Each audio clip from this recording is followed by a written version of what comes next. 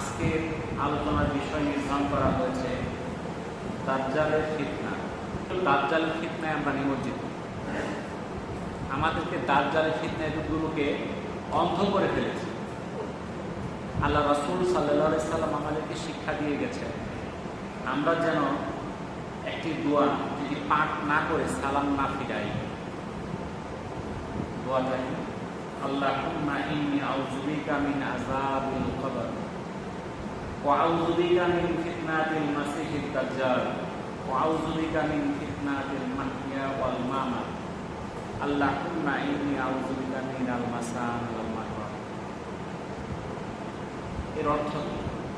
আল্লাহুম্মা ইন্নী আউযু বিকা মিন আযাবিল কবর, হে আল্লাহ, আমি আপনার নিকট কবরের আযাব থেকে আশ্রয় চাই।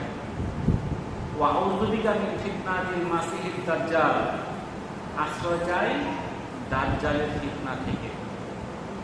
ওয়া আউযু বিকা মিন ফিতনাতিল মাহইয়া ওয়াল মামাত, আর আশ্রয় চাই জীবন ও মৃত্যুর ফিতনা থেকে।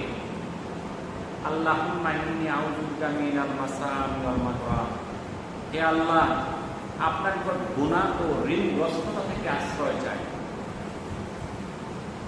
তাহলে আমাদেরকে আল্লাহ রাসূল ১৫০০ বছর আগে শিক্ষা দিয়ে গেছেন দাজ্জালের ফিতনা থেকে বাঁচার জন্য আমাদেরকে আল্লাহর কাছে কি করতে হবে? দোয়া করতে হবে।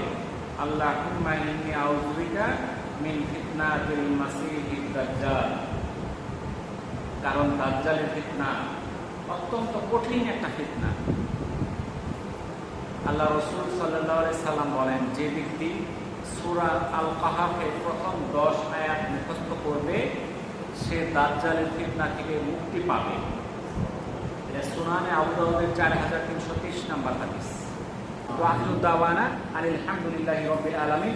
আসসালামু আলাইকুম ওয়া রাহমাতুল্লাহি ওয়া বারাকাতুহু।